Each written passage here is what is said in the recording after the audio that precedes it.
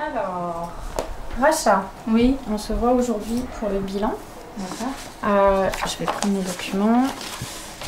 On va faire un bilan par rapport à votre parcours de formation ici. D'accord. Bah, ça m'a apporté quelque chose parce qu'en fait, au final, j'ai compris que... Parce qu'avant, je bougeais trop en fait. Et là, j'ai trouvé une stabilité en fait. Ouais, ça m'a apporté pas mal de choses dans ma vie personnelle et dans mon caractère. Par rapport au comportement, c'est ça? Par rapport au code? Oui. Ok. Chacun donne un peu de soi. Et on essaye de se rassembler pour s'aider le plus possible en fait. De savoir en fait que je peux travailler en fait. C'est ça pour moi qui m'a... De savoir que vous pouviez travailler. Voilà. C'est quelque chose que vous ne saviez pas avant? Vous pensez que vous n'étiez pas capable de travailler? Non, pour moi je voulais travailler mais je me suis dit jamais je pourrais être à l'heure. Voilà, ici ça m'a appris à me cadrer.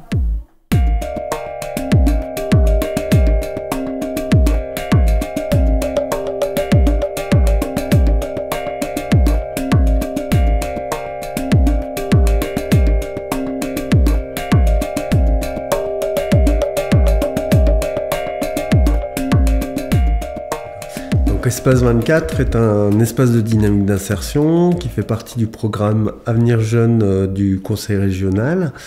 Notre objectif, c'est de pouvoir accueillir des jeunes les plus éloignés de l'emploi et qui sont inscrits sur aucun autre dispositif.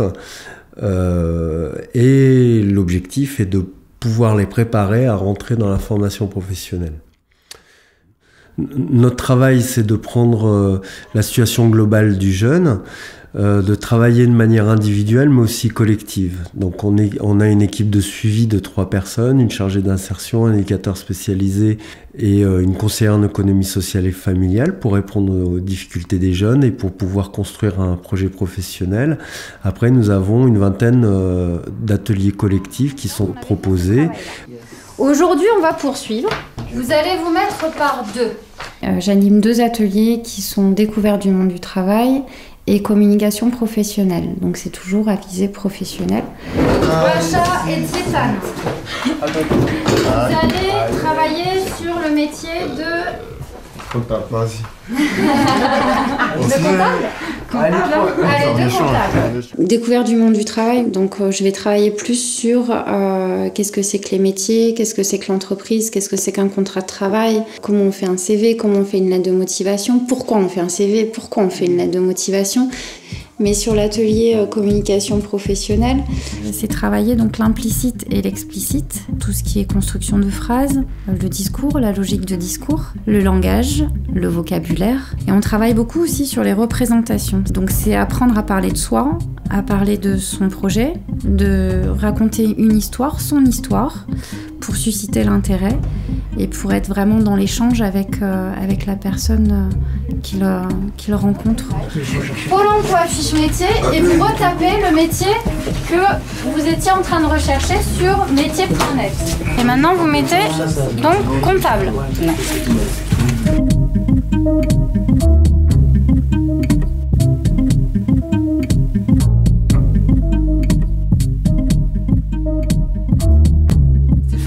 Je m'occupe de l'atelier multimédia.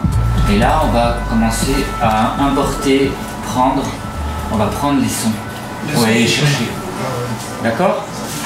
Ma mission, c'est justement de les redynamiser, tout simplement, essayer d'être au diapason, être à leur écoute, bien sûr, c'est très important. L'objectif à long terme, c'est justement de faire en sorte que les stagiaires soient en capacité de pouvoir utiliser l'outil informatique, faire une publication de journal, ça peut être également travailler sur la retouche d'image, et l'objectif, justement, permettre aux stagiaires de pouvoir s'exprimer aussi au travers de l'informatique, c'est un outil de communication aussi. Comment connaît-on une ville? Comment connaît-on sa ville? Méthode, il faudrait ou bien renoncer à parler de la ville, à parler sur la ville, ou bien s'obliger à en parler le plus simplement du monde. L'objet de l'atelier d'écriture, c'est cette ouverture d'esprit. Le fait d'écrire, ça utilise un système, tout un réseau de signes, toute une organisation syntaxique comme ça, qui met notre esprit, notre réflexion différemment à l'ouvrage par rapport à la parole. En mathématiques, on essaie de simplifier les choses compliquées pour pouvoir y avoir accès plus facilement. On est tenu à cet atelier parce que c'est un atelier de compréhension de la langue dans un autre contexte que simplement la langue. Pour résoudre des problèmes, pour exposer des situations, je trouvais que c'était bien de passer par l'outil mathématique. 1, 2, voilà, c'est ça. D'accord, voici votre résultat. Je suis paysan, je cultive la terre. J'ai quelques animaux, une vache, un âne, 2 chèvres, 3 moutons et l'atelier que j'anime moi, c'est l'atelier linguistique, c'est-à-dire destiné à un public très hétérogène au niveau de leur niveau scolaire, de leur aussi origine nationale. Il y a ceux qui ont été scolarisés, ceux qui n'ont jamais été scolarisés en français, d'autres scolarisés dans d'autres langues, hispaniques, portugais, arabe, etc. Je travaille dur, mais je ne gagne pas beaucoup d'argent. C'est pour ça que je quitte mon village. Je suis venue en France pour chercher du boulot. Mon pays me manque beaucoup. Très bien. Alors on va terminer par... Alors pour moi, c'est animer des ateliers de création. Mais des ateliers de création qui utilisent des techniques d'art plastique. L'idée ici, c'est que je puisse faire aux jeunes des créations où vous pouvez vous exprimer vos émotions, votre état du jour, votre humeur. Ça leur permet d'être créatifs, d'agir sans avoir à parler. Parce que des fois, quand on ne comprend pas et quand on ne parle pas, c'est compliqué de faire des choses avec les autres. Ça, tu vas enlever pour voir un petit peu ce que ça donne et tout ça. Ça donne une idée au fur et à mesure un petit peu un peu plus de ton travail. D'accord ? Je vais te donner du papier comme ça. Alors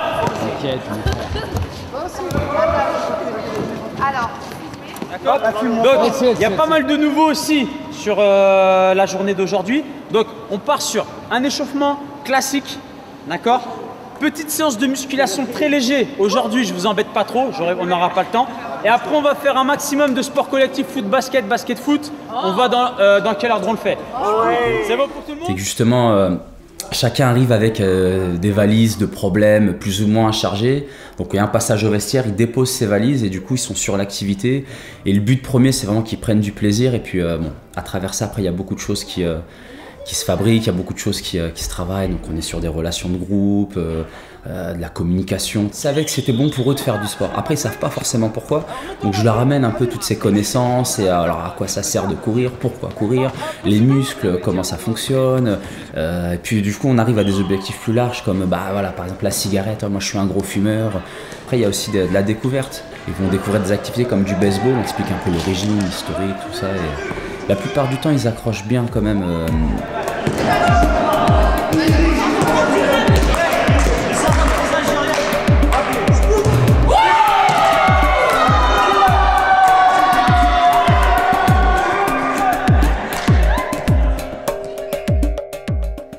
Alors, je fais un atelier de lecture à voix haute.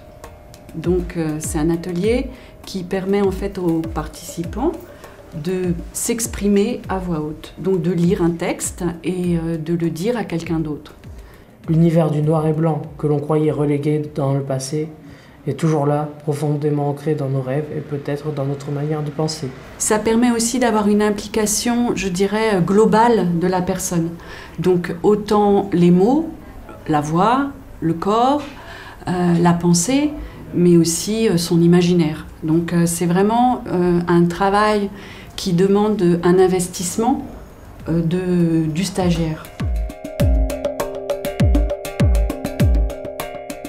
Le groupe de parole, c'est autant un lieu où on parle qu'un lieu où on compose avec autrui. C'est-à-dire qu'on est dans un petit moment de société, un petit moment où on est à table et puis on est là pour faire un peu attention aux uns et les autres. Je fais beaucoup attention aux personnes qui sont très inhibées, socialement et dans la parole, pour justement qu'ils puisse prendre le temps à un moment donné réussir à se sentir dans un espace social suffisamment bienveillant, encore une fois, pour pouvoir prendre la parole sans se sentir en danger.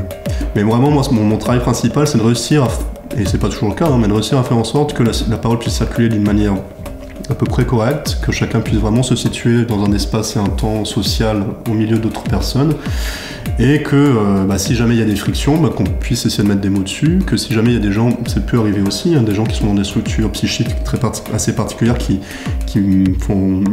mettent à mal le groupe, qui mettent à mal leur capacité d'être en groupe. Ça a été vachement intéressant parce que précisément, bien souvent, ça a pu être nommé. Nous, on est vraiment sur un travail de repérage des codes sociaux, un réapprentissage des codes sociaux ou apprentissage des codes sociaux pour certains. Donc l'atelier culture, c'est vraiment découvrir un peu l'aspect culturel de Paris parce qu'on est une ville très culturelle. Travailler sur la mobilité aussi. Vu qu'on prend les transports en commun, certains ne savent pas du tout prendre les transports en commun ou se repèrent mal dans les transports en commun. On essaie de travailler sur les itinéraires, comment lire une carte. Je ne connais évidemment pas toutes les rues de Paris, mais j'ai toujours une idée de l'endroit où elles se trouvent. Je dispose de nombreux points de repère. Je sais presque toujours dans quelle direction je dois prendre le métro.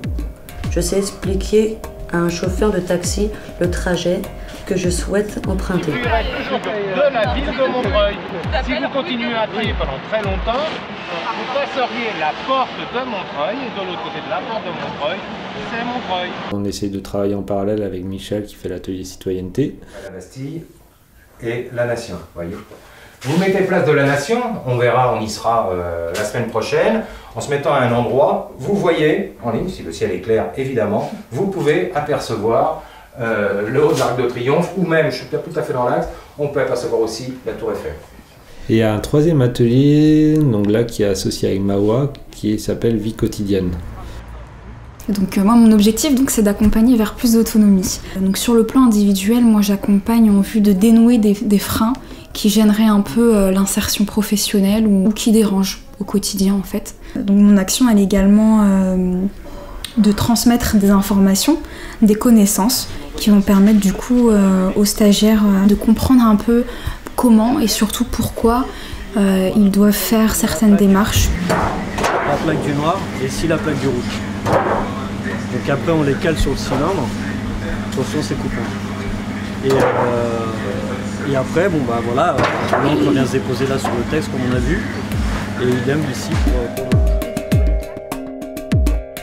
C'est très important la synergie qu'il y a entre nous tous. C'est-à-dire qu'un atelier, pour moi, ne fonctionne et a vraiment tout son sens à partir du moment où il peut communiquer avec les éducateurs, avec l'assistante sociale, avec les autres intervenants. En fait, je l'ai fait demain parce que moi j'ai appris à monter du stade. Non. À la réunion d'accueil, quand ils arrivent, la première chose que je leur dis, c'est qu'ils ont plus d'avenir que moi, qui est déjà ma profession, ma famille, et que eux, ils doivent tout construire. Ils sont dans une période d'incertitude.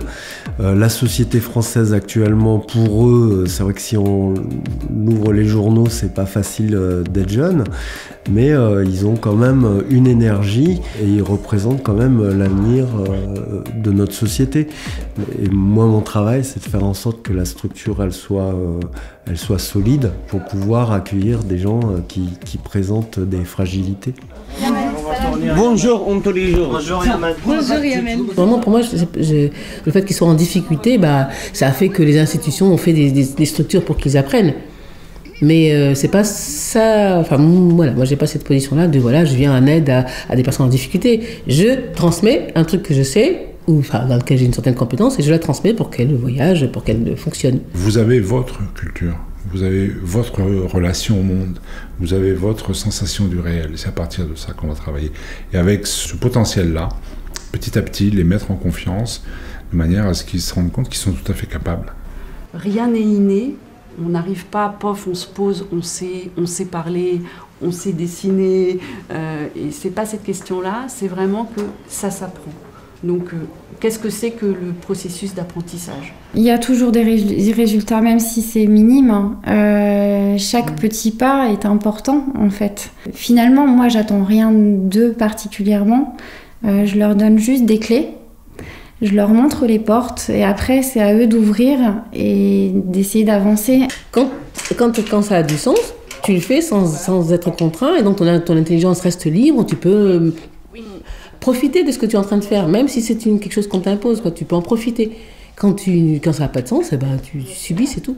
Ils font ce qu'ils voudront, parce qu'ils pourront le faire, et non pas ce qu'on leur dira de faire, parce qu'ils seront coincés dans une situation où ils seront obligés de faire ce qu'on leur dit de faire. Ce qu'on peut dire en tout cas, c'est que je pense qu'ils prennent confiance en eux petit à petit. En tout cas, qu'ils sont moteurs de leur parcours. Moi, j'essaye de leur donner ça, en leur disant, moi, je peux pas faire pour vous, je peux vous donner des conseils, je peux vous donner des clés. Après, c'est vous qui pouvez y aller. Moi, je peux pas y aller pour vous. Mais en tout cas, je vous prépare pour ça. Donc, on apprend à se connaître. Voilà. C'est ça ? Ouais. Vous avez appris à vous connaître ?